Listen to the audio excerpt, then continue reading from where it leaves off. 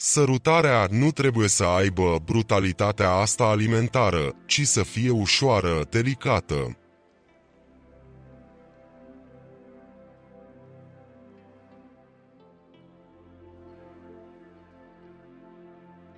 Unde există bani la mijloc, nu există noblețe.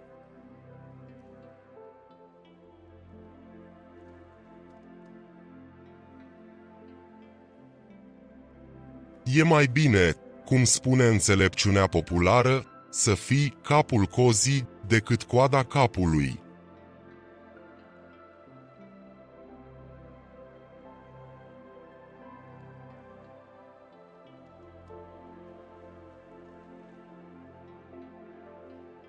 Superficialitatea e o boală națională, de aceea nu progresăm.